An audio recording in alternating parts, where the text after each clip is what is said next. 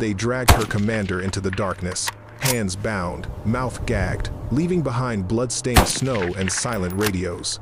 On the map, a red dot blinked, a village gathering point that would be erased before dawn. No orders, no support, no team. Just her, a sniper rifle, and a path through enemy territory. As the clock counted down each minute, she understood. Turn back and the village dies. Move forward and she might never return. She pulled up her collar, drew a freezing breath, and stepped into the night. The patrol had been routine until it wasn't.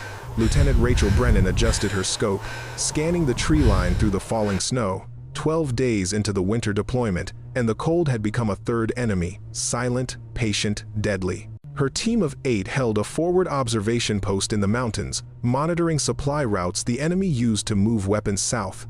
Sierra 2, this is command. Report status. The radio crackled in her earpiece. Command, Sierra 2. All clear. Temperature dropping. Visibility down to 50 meters. Rachel shifted her position, feeling ice crack beneath her boots. Captain Marcus Hayes, their commanding officer, moved through the position-checking equipment. At 43, Hayes was old for field duty, but he'd insisted on leading this patrol himself.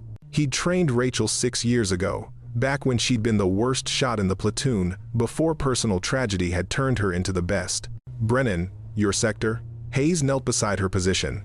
Nothing since the supply truck at 1900 hours, sir. Pattern holds. Hayes nodded. He trusted her judgment more than the satellite feeds. That trust had kept them alive through 9 deployments. The attack came at 23:15.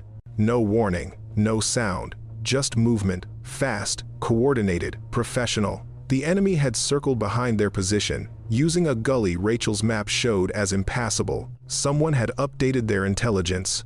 Someone who knew where Sierra 2 would be. Contact rear. Sergeant Dennis Parks' shout was cut short by gunfire. Rachel spun, rifle coming up, but the ambush was already inside their perimeter. Flashbangs, smoke, chaos in the snow. She fired twice, 2 targets down, then something hit her helmet, and the world tilted. When her vision cleared, 3 seconds or 3 minutes later, the shooting had stopped. Park was down, unconscious but breathing. Corporal Amy Chen pressed against the trench wall, blood running from her nose. The rest of the team was scattered, disoriented.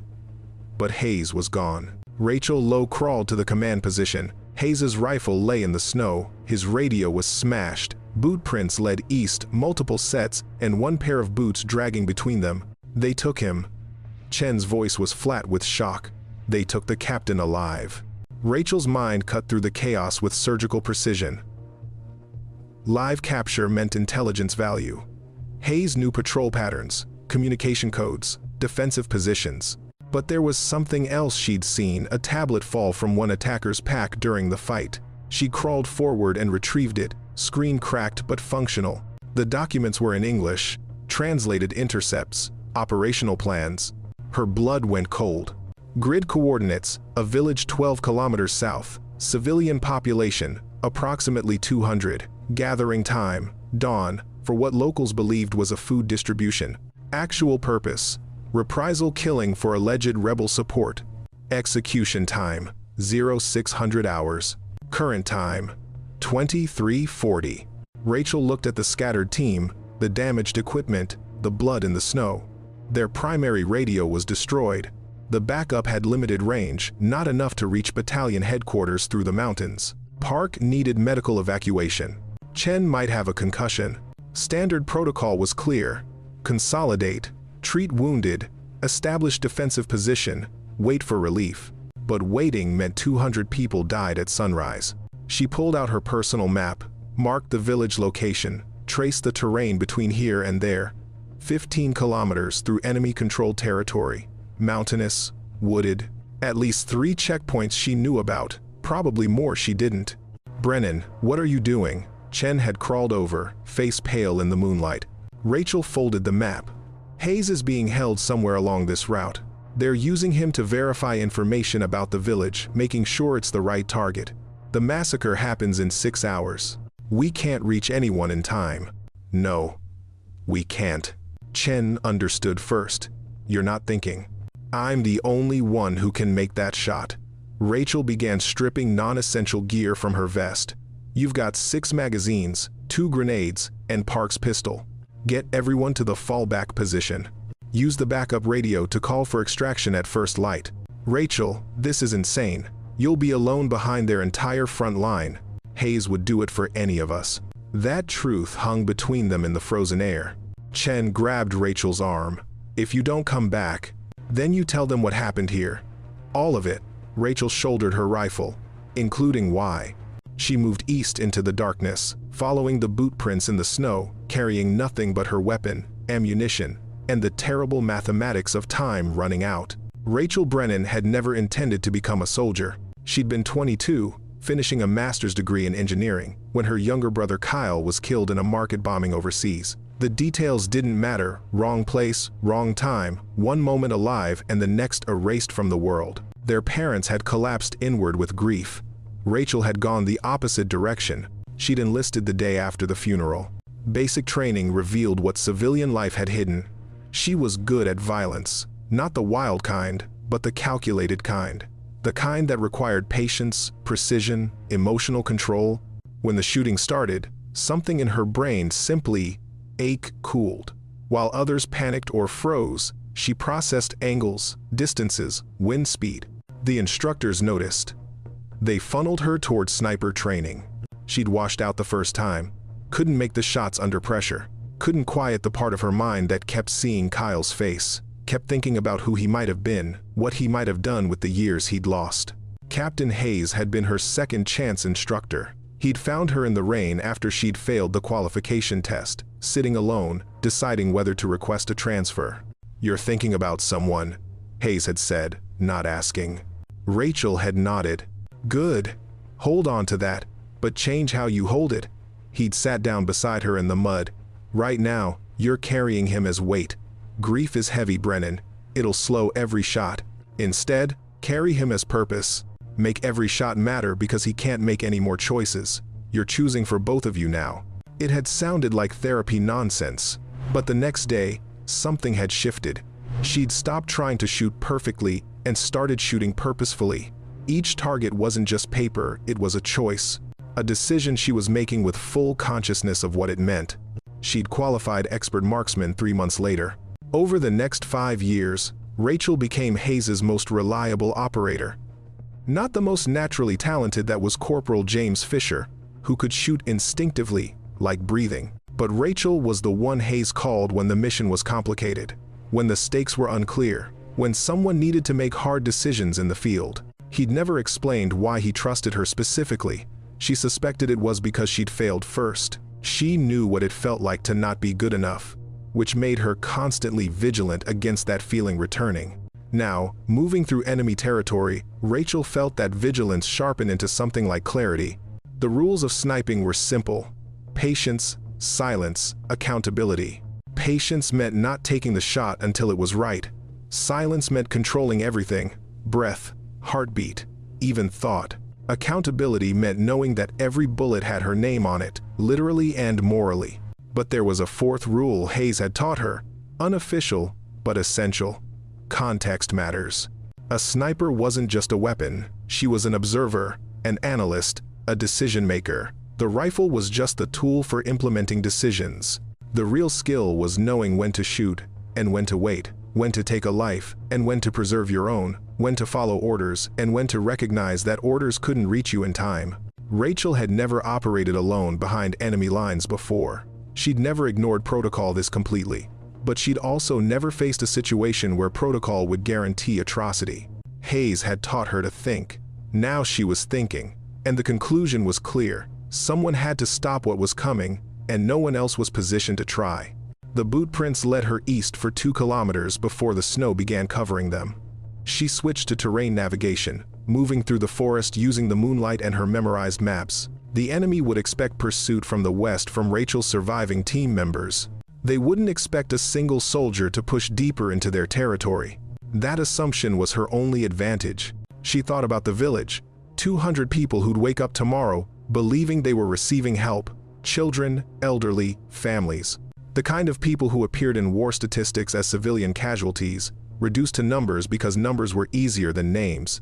Kyle had been a number in someone's report. Market bombing. 14 dead. He'd been number 7 on the casualty list, his name misspelled. Rachel adjusted her rifle sling and kept moving. The mathematics were simple. If she failed, 200 names would become numbers. If she succeeded, they'd never know how close they'd come to disappearing. She preferred it that way. Heroes got remembered.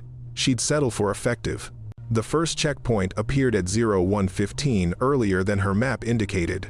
Rachel froze in the tree line, observing.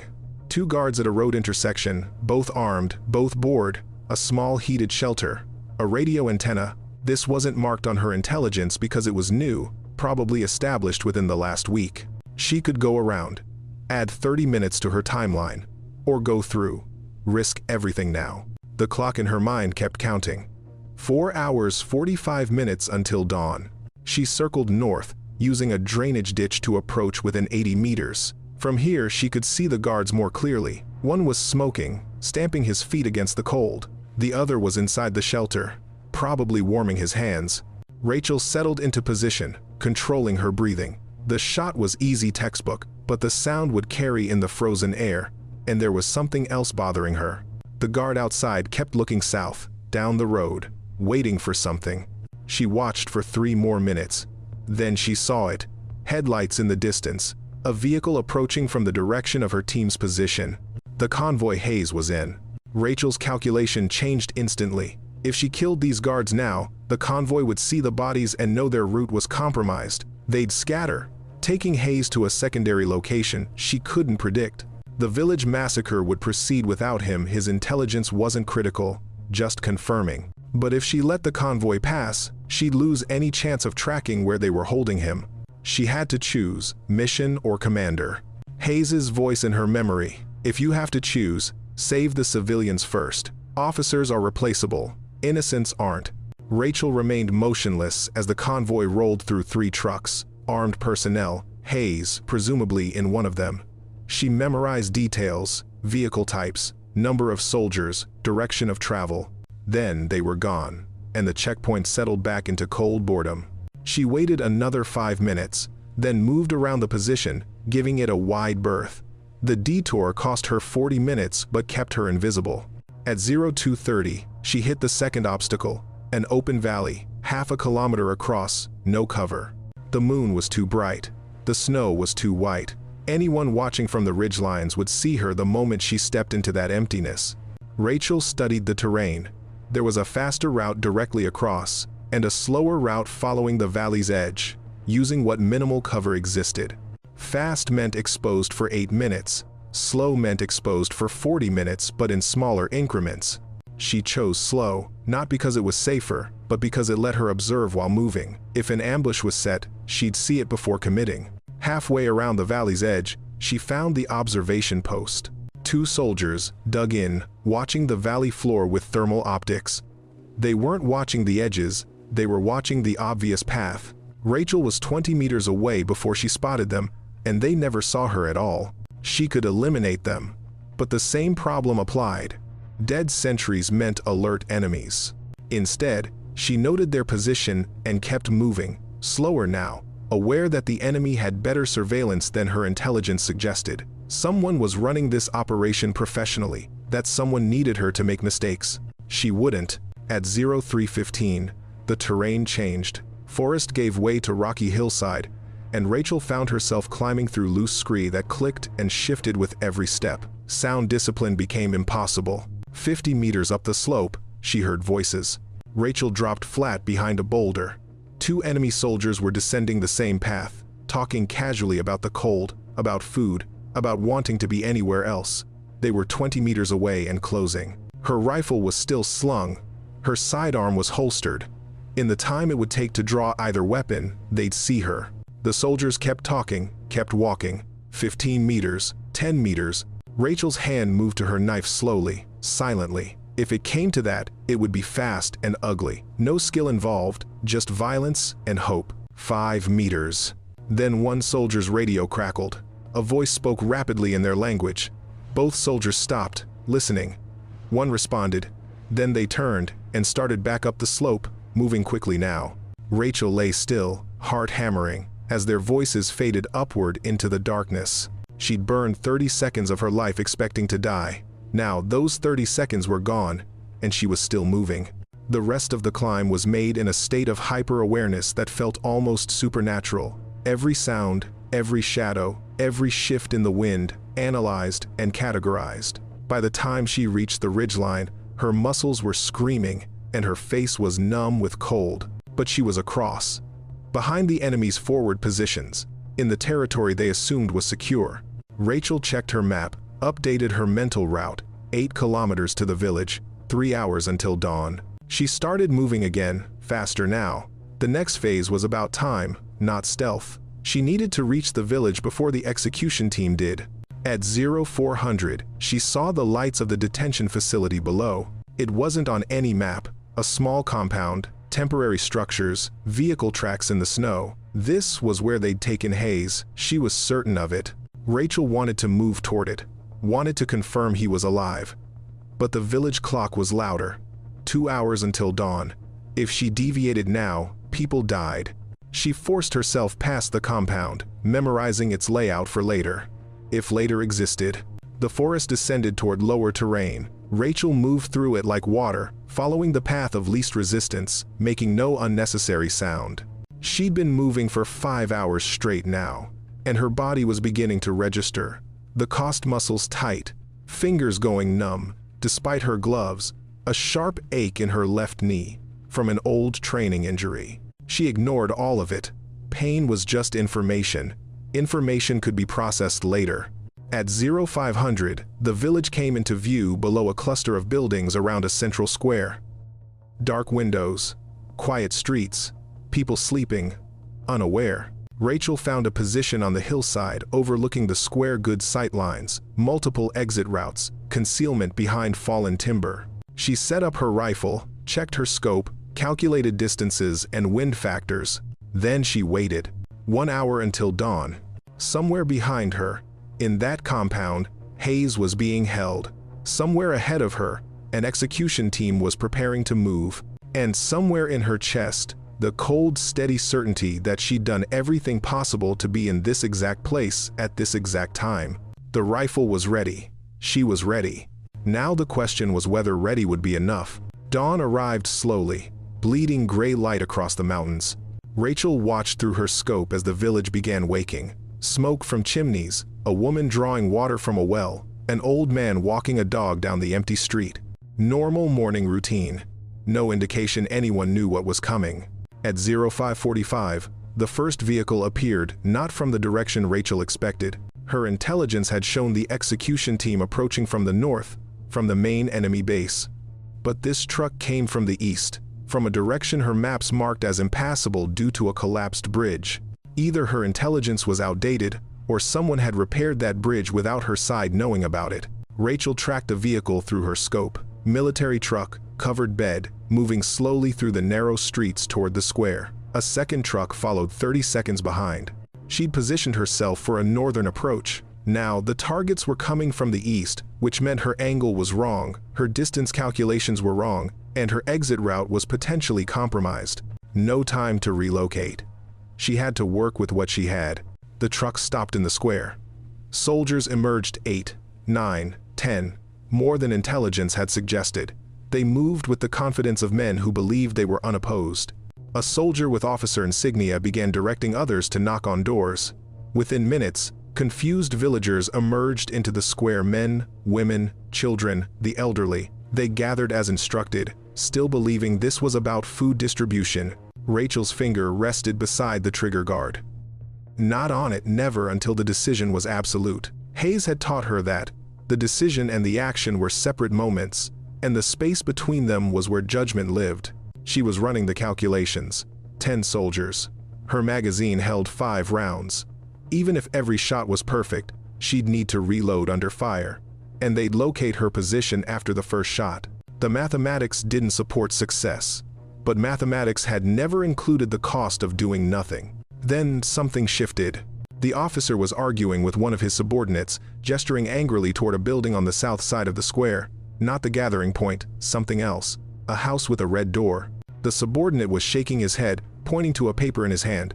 a list, or a map. Rachel zoomed her scope tighter. The officer snatched the paper, looked at it, then threw it down in frustration. He was shouting now, and even from 800 meters away, Rachel could read the body language. This wasn't the right location. They'd been given wrong coordinates, or outdated information, or someone in their chain of command had made an error.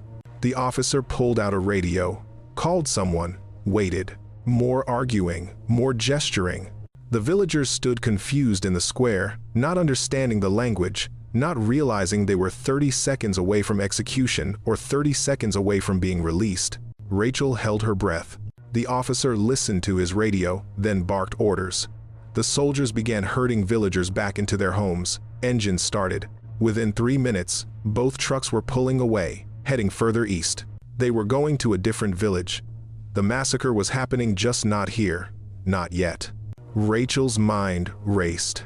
Her intelligence had been partially wrong, but that meant there was another village, another group of civilians, and she had no idea where. She'd positioned herself for nothing. Burned 5 hours penetrating enemy lines for the wrong target. No, not nothing. She still had the data. The tablet from the ambush had shown this location, but the enemy's own confusion meant there was a second site, probably close by, probably with similar coordinates. She pulled out the tablet, powered it on with frozen fingers. The screen was cracked but readable. She navigated through files until she found what she needed. A second set of coordinates marked as alternate location. 3 kilometers east of here. Same 0600 execution time, but accounting for travel from this position, they'd arrive at 0620. She had 20 minutes. 3 kilometers in 20 minutes meant running, meant abandoning stealth, meant exposing herself completely. Rachel made the decision in 2 seconds. She collapsed her rifle, secured her gear, and started down the hillside at a controlled fall, using gravity and momentum to cover ground faster than legs alone could manage. The terrain was brutal, steep, icy, scattered with rocks. She fell twice, got up both times, kept moving. Her knee screamed protest, her lungs burned in the cold air. At 0610, she crested a ridge and saw the second village below.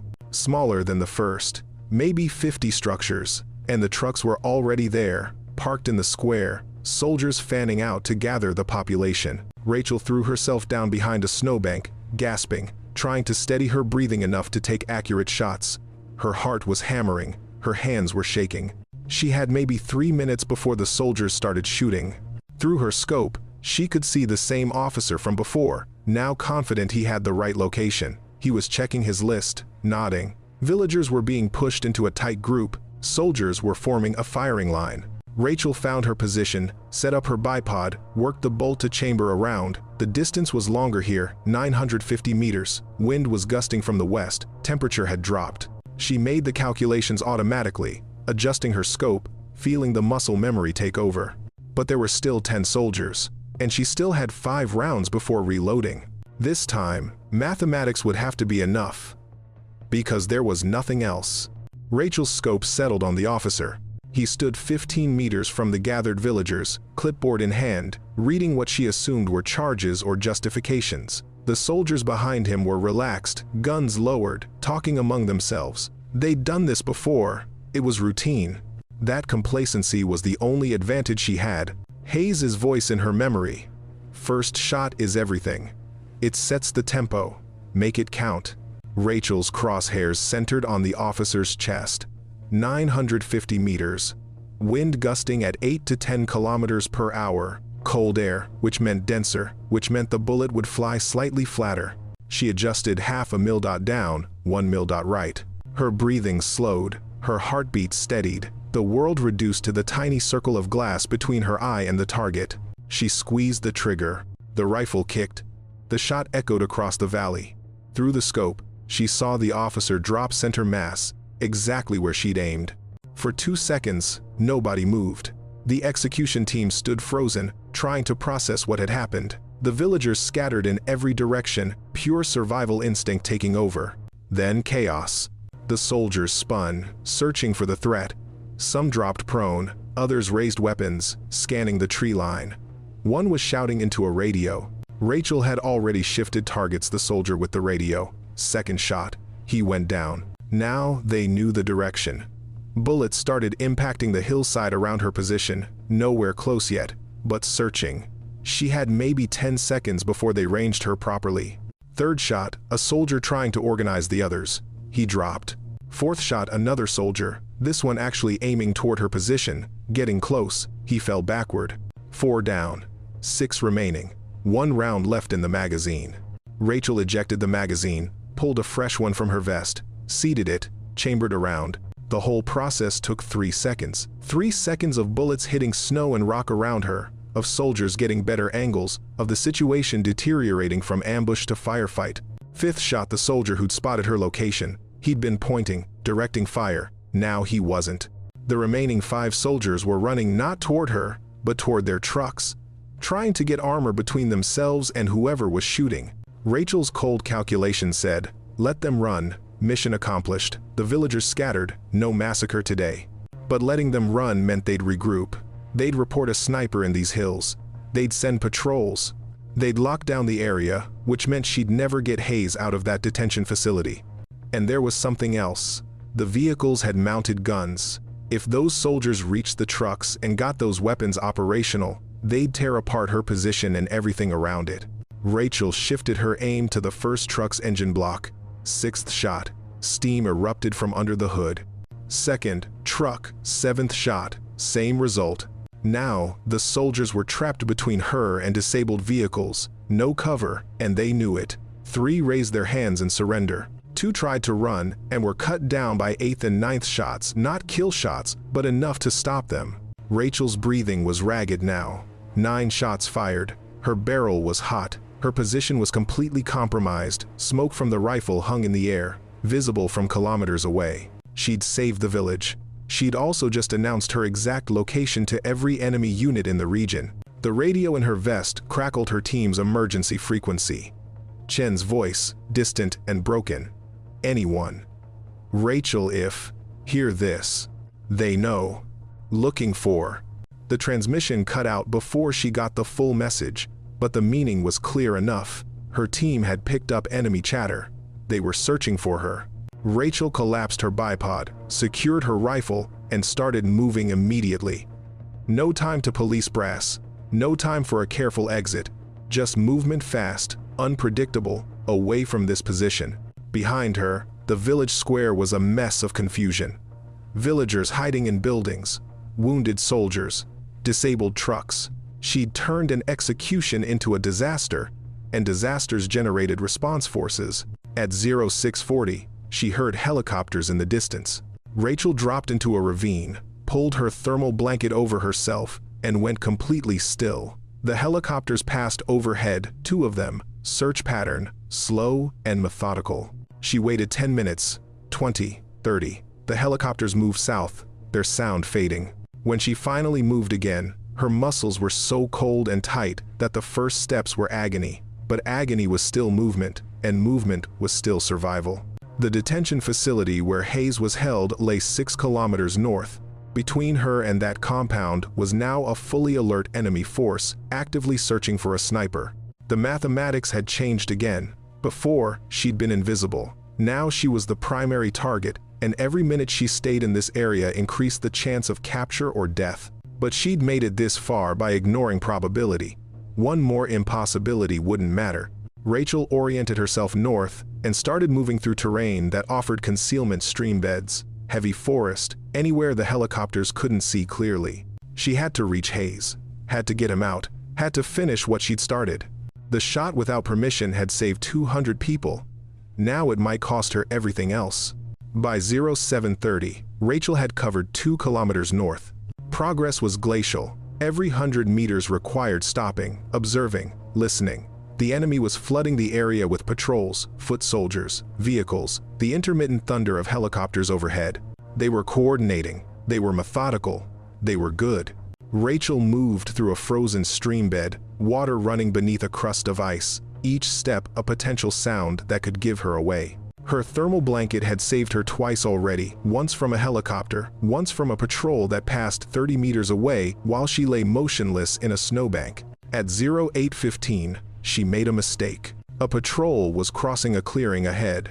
Rachel needed to pass through the same area. She waited for them to move on, then started across, and her damaged knee gave out halfway through. She didn't fall, but she stumbled, caught herself awkwardly. The movement was visible, unnatural. A shout from the tree line. Someone had seen her. Rachel ran. No more stealth. No more patience. Just the immediate mathematics of distance and bullets. She sprinted for the forest edge, heard gunfire behind her, felt something hot tear through the outside of her left thigh. She'd been shot. Not a direct hit, the bullet had grazed her, cutting through the outer layer of muscle without hitting bone or artery. But blood was pouring down her leg, hot against the frozen air. Rachel made the tree line, kept running another 100 meters, then collapsed behind a fallen log. She pulled out her medical kit with shaking hands. Field dressing, antiseptic, pressure bandage. The wound was clean, painful but not critical. She worked quickly, tying off the bandage tight enough to stop the bleeding but not so tight it cut circulation. Behind her, the patrol was spreading out, searching. They knew she was hit. Wounded prey was easier to track. Rachel forced herself to think through the pain. She couldn't outrun them now, couldn't fight, there were too many. But she could outthink them. She pulled out her emergency flare, activated it, and threw it 50 meters to her right. The bright red light burst through the trees, and immediately she heard the patrol shift direction, moving toward the false signal. While they investigated the flare, Rachel went left, moving slower now, each step on her wounded leg, a controlled exercise in not screaming. By 0900, she'd lost the immediate pursuit, but the wound had changed everything. She was slower, weaker, leaving a blood trail despite the bandage. Without treatment, infection would set in within hours. The detention facility was still 4 kilometers away. Rachel found a sheltered position and allowed herself 2 minutes to rest, the first time she'd stopped moving in 6 hours. Her leg throbbed, her vision swam. She was dehydrated, exhausted, hypothermic, and bleeding. Hayes's voice in her memory. Pain is just noise. Filter the noise, find the signal. The signal was simple. Keep moving or die here. Those were the only options. She pulled out her map, studied it with blurred vision. There was a route. Dangerous, exposed, but faster. It cut through a valley the enemy used as a supply corridor. High traffic, which meant high risk, but also predictable patterns. Rachel made the decision. Take the valley route. Speed over stealth now. She had to reach Hayes before she became combat ineffective. At 0930, she entered the valley. It was worse than her map showed. A steady stream of vehicles moving both directions, soldiers everywhere, the area functioning as a major logistics hub. She couldn't cross this, couldn't go around it, that would add hours she didn't have. So she did the only thing left. She waited for a supply convoy, and when a covered truck slowed to navigate a rough patch of road, she climbed onto the rear bumper and held on. The truck drove her 3 kilometers north, straight through the heart of enemy operations, past checkpoints and patrols, while Rachel clung to the back with frozen hands, blood-soaked legs screaming, hoping nobody looked too closely at the vehicle's rear. At 0:10:15, the truck slowed for a turn. Rachel dropped off, rolled into a ditch, and lay still until the convoy passed. When she stood again, the detention facility was visible through the trees less than a kilometer ahead. She'd made it. Against mathematics, against probability, against every reasonable expectation of survival. Now came the impossible part, getting Hayes out alive. Rachel observed the detention facility for 30 minutes before moving. The compound was temporary, but professional prefabricated buildings. Wire fencing, guard towers at 2 corners, 6 guards visible on rotation, probably more inside. Vehicle tracks showed regular patrols entering and leaving. Hayes would be in the central building, that's where light showed in the windows, where guards focused their attention. Rachel's leg had stopped bleeding, but the pain was constant now, a fire that ran from hip to ankle. She'd wrapped her rifle in cloth to muffle any sound, and she'd switched to her suppressed pistol for close work. The plan was simple, because it had to be. Infiltrate. Locate Hayes. Extract. If it got complicated, they were both dead. At 0:1100, the guard rotation changed. 4 guards walked to a warming station while 2 remained at their posts. Rachel used those 90 seconds to cross 40 meters of open ground and press against the compound's outer fence. The fence was chain link, 10 feet high, topped with razor wire. Not designed to keep out a determined infiltrator, designed to slow them down long enough to be detected. Rachel found where two sections joined, worked the connection loose with her knife, created a gap barely wide enough to squeeze through. She left her rifle behind, too bulky for what came next, and went through with just her pistol and knife. Inside the compound, she moved between buildings like a shadow, using the geometry of walls and light to stay invisible. She'd trained for this urban infiltration, close quarters movement, but training assumed you had both legs working properly. Each step was calculated, each pause was deliberate. Her wounded leg wanted to drag, wanted to give out. She forced it to behave. The central building had 2 guards at the door. Rachel positioned herself 20 meters away, behind the equipment shed, and waited. 5 minutes, 10, 15. Then one guard's radio crackled. He answered, listened, then gestured to his partner. They both moved to the compound's eastern fence, some issue with a patrol or a vehicle. Rachel had 60 seconds. She crossed to the building, tested the door unlocked. Inside was a narrow hallway, fluorescent lights, 3 doors on each side. She tried the first door, supply closet. Second door, bathroom. Third door, office, empty. Fourth door, locked. Rachel knelt by the lock, pulled out her pick set, worked the mechanism. The lock was cheap, 30 seconds, and it clicked open. Inside, Hayes sat on a metal chair, wrists zip-tied to the chair's arms, face bruised but eyes alert. He saw her, and his expression didn't change, no relief, no surprise, just calculation. That's how she knew he was okay. Hayes in crisis was Hayes at his most calm. Rachel crossed to him, cut the zip ties with her knife, helped him stand. He was unsteady but functional. "Can you walk?" she whispered. "Better than you, apparently." He'd seen her wounded leg. "Brennan, what the hell are you doing here?" "Saving your life, sir. Can we discuss protocol violations later?" Hayes almost smiled. "Fair." They moved back to the door. Rachel checked the hallway, still clear. The guards were still at the eastern fence, arguing with someone. She led Hayes out of the building, back across the compound toward her entry point. Halfway there, lights swept across the grounds, a vehicle approaching the gate. They dropped flat behind a storage container. The vehicle passed. Guards shouted greetings. "They're stepping up security," Hayes whispered. "They lost a team this morning. Someone attacked a village operation, killed 9 men. Rachel didn't respond. Hayes studied her face, then nodded slowly, understanding. "That was you. That was necessary." They reached the fence gap. Hayes went through first. Rachel followed, her leg catching on the wire, fresh blood soaking through the bandage. Hayes grabbed her arm, steadied her. "You're not going to make it back to friendly lines like that." "I'll make it." "Brennan, I made it here, didn't I?" They moved into the forest, Hayes supporting some of her weight, both of them moving as fast as Rachel's leg allowed. Behind them, a siren began wailing. Someone had found the empty room. They made it 200 meters before Hayes stopped, pulling Rachel into cover behind a boulder. "We need to talk," he said. "We need to move. Listen to me." Hayes's voice had shifted to command tone. "The village attack this morning, it wasn't the only operation. There's a second site, different location. It happens in 3 hours." Rachel stared at him. "How do you know?" "Because I've been listening to them plan it for the past 6 hours. They have 200 civilians gathered at a distribution center 20 kilometers west of here. They're being more careful this time, multiple security checks, changed routes, alternate timing." The mathematics crashed down on Rachel again. 200 more people, 3 hours, 20 kilometers. "You're telling me we have to go there?" It wasn't a question. "I'm telling you I have to go there." Hayes met her eyes. "You've done enough. You're wounded. You need medical attention. Get to the extraction point. I'll handle." "Sir, with respect, you can barely stand. You've been beaten, you're dehydrated. You couldn't make 20 meters in enemy territory right now, let alone 20 kilometers."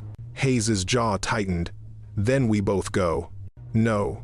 Rachel's mind was working through the angles, the timing, the resources. "You'd slow me down. I'd slow me down trying to help you. Neither of us would make it. And the villagers would die anyway. So, what's your plan?" Leave me here and go die alone trying to save people you'll never meet?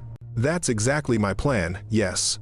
Brennan, you taught me this. Rachel's voice rose, then dropped back to a whisper.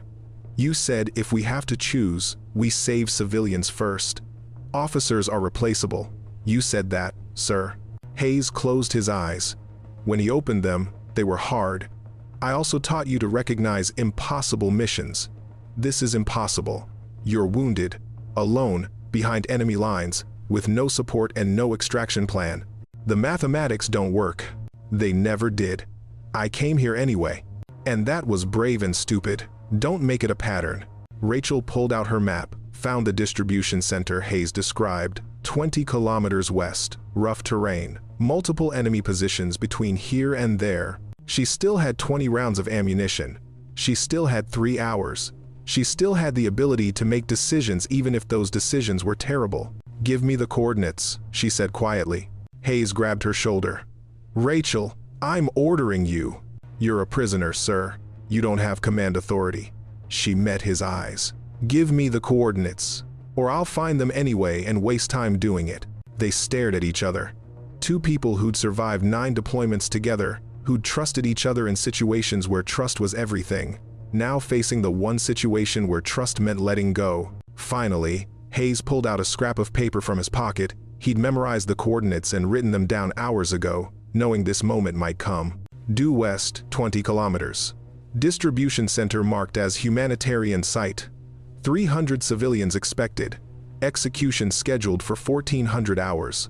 300, not 200, worse than he'd first said. Security? A full platoon. 30 soldiers. They're expecting trouble after what happened this morning. Rachel took the paper, memorized the numbers, handed it back. Get to the extraction point. Use my team's emergency frequency. Tell them everything. And what do I tell them about you? Rachel checked her pistol, adjusted her gear. Tell them I made a choice. Tell them it was the right one. Brennan. She started moving before he could finish. West through the forest. Alone again, wounded leg burning with every step. 3 hours to cover 20 kilometers and reach a position before 30 soldiers executed 300 people. Behind her, Hayes stood watching, too damaged to follow, too smart not to understand that sometimes the only way to save people was to let them try impossible things. He whispered into the empty forest. Come back alive, soldier. But Rachel was already gone, racing the clock one more time, the mathematics worse than ever, the decision already made. Rachel reached the distribution center at 13:20. She'd covered 20 kilometers in 2 hours and 40 minutes, impossible terrain, wounded leg, no support. She'd done it by ignoring pain, ignoring probability, ignoring the voice in her head that said this was suicide. The distribution center sat in a valley, a cluster of warehouses converted into a gathering point. From the ridgeline above, Rachel could see everything. The civilians gathered in the main building, the soldiers positioned around the perimeter, the vehicles parked in a defensive formation. 30 soldiers. She counted them twice to be certain. They were alert, positioned well, expecting trouble. This wasn't like the village.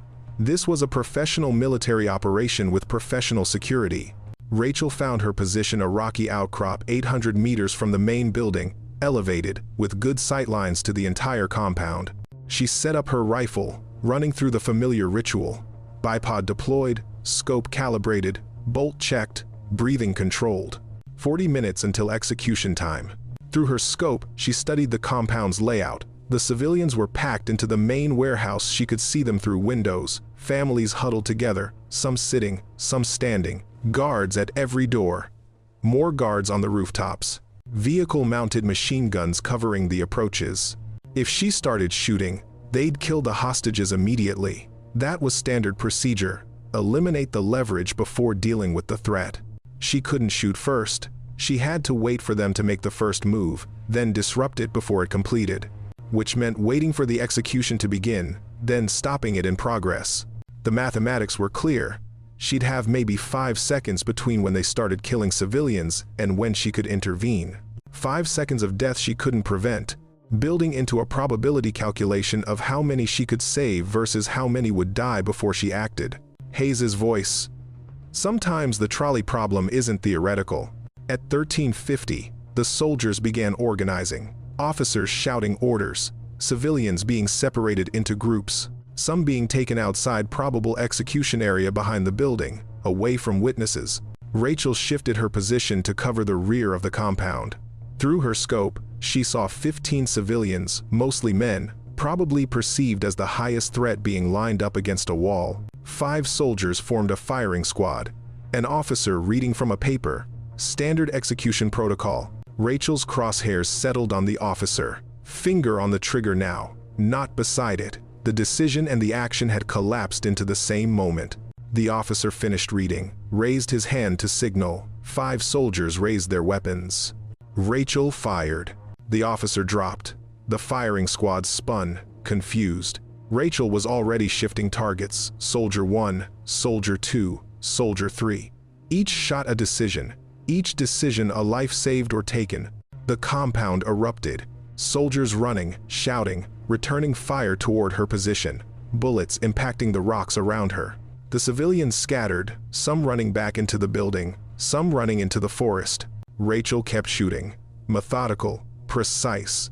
Not trying to kill everyone, trying to create chaos. Trying to make the enemy choose between pursuing her and controlling the situation. A vehicle-mounted gun swiveled toward her position. She put 2 rounds through the gunner, and the weapon went silent. Soldiers were taking cover now, trying to organize a response. Rachel had fired 18 rounds, 2 left in the magazine. She used one to disable a vehicle blocking the main exit. Civilians were trying to escape that way. The vehicle lurched forward, unmanned, and crashed into a fence, opening a gap. 50 civilians ran through the gap. Rachel's last round went into the fuel tank of another vehicle. It didn't explode. Movies lied about that, but fuel poured out, and soldiers moved away from it, creating another gap in their perimeter. More civilians escaped. Magazine empty. Rachel reloaded her last magazine, 5 rounds, 30 seconds to use them. She targeted the remaining officers, the ones trying to establish control. 3 shots, 3 officers down. The command structure collapsed. The compound was chaos now. Soldiers firing randomly, civilians running everywhere. No organized response, no cohesive defense. Rachel's final 2 shots disabled the radios on 2 command vehicles, cutting off their ability to call for reinforcements immediately. Then her rifle was empty, and the mission was done. Through her scope, she watched the compound fall apart. Soldiers retreating to defensive positions, civilians disappearing into the forest. The execution had been prevented, not perfectly, not completely, but prevented. She'd saved most of them, not all. The mathematics had always guaranteed that not all could be saved, but most was more than none. Rachel collapsed her rifle, secured her gear, and started the long retreat north. Behind her, helicopters were incoming. She could hear them. Patrols would be flooding this area within minutes. She'd done what she came to do. Now she had to survive it. Rachel made it 6 kilometers before her leg gave out completely. She'd pushed the wounded muscle past any reasonable limit, and it finally quit. She collapsed in a snowbank, unable to stand, unable to continue. This was where mathematics caught up with her. You could ignore probability for a while, but eventually probability noticed. She triggered her emergency beacon, the one she'd carried for 2 days without using, and then she waited. 20 minutes later, she heard the helicopter. Not enemy-friendly. Her team's extraction bird, guided by the beacon signal. They found her half-conscious in the snow, hypothermic and bleeding, and they pulled her into the bird with the efficient care of professionals who'd done this before. Chen was there, relief and anger mixing on her face. "You're the stupidest person I've ever met." "Did it work?" Rachel's voice was barely a whisper. "Hayes is safe. Most of the civilians escaped. Enemy's logistics in the sector are completely disrupted." Chen strapped her into the medical harness. "Yeah, Brennan, it worked." Rachel closed her eyes and let the exhaustion take over. She woke up 36 hours later in a field hospital. Her leg was in a cast. Her body was a catalog of injuries. The doctors said she'd need surgery, physical therapy, possibly medical discharge. Hayes came to visit 3 days later. He sat beside her bed without speaking for a long time. Finally, Rachel said, "Are you going to tell me I was reckless?" "No." Hayes looked at her with something between respect and grief. "I'm going to tell you that you saved 600 people in 30 hours. I'm going to tell you that you made decisions I couldn't have made, and I'm going to tell you that I'm sorry. For what? For training you too well, for teaching you to ignore the mathematics, for making you the kind of soldier who'd do what you did. Rachel considered that. I don't regret it. I know. That's what worries me. Hayes stood to leave, then paused. There won't be any medals, no official recognition. What you did violated so many protocols that if anyone examined it closely, you'd be court-martialed. I know. But unofficially between us, you did the right thing. And that's going to have to be enough. It is enough. After Hayes left, Chen came in, dropping a folder on Rachel's bed. What's this? After action report. I wrote it. It says you were wounded during the ambush and evacuated immediately, Hayes confirmed. The rest of the team confirmed. As far as the official record goes, you were never behind enemy lines. Rachel opened the folder, read the sanitized version of events. It was fiction, but it was necessary fiction. And the real story stays between us. Chen met her eyes. But for the record, the real story is about a sniper who ignored orders, penetrated enemy lines alone, saved 600 lives, and came back alive. The real story is impossible, so we're going with the fake one. Rachel closed the folder. Thanks. Don't thank me. Just promise you'll never do anything that stupid again. Rachel didn't answer. Because they both knew she couldn't make that promise. Sometimes the mathematics demanded impossible actions. And sometimes the only people who could solve impossible problems were the ones willing to ignore what the numbers said. 3 months later, Rachel was cleared for light duty. Her leg had healed, though she'd never run the same way again. Her nightmares had increased faces of the people she'd killed, faces of the people she'd saved, all mixed together in her sleep. Hayes had moved on to another assignment. Chen had been promoted. Their old team had been reorganized. But on quiet mornings, when Rachel cleaned her rifle and prepared for whatever came next, she thought about the snow-covered mountains, the impossible distance, the decisions she'd made in darkness.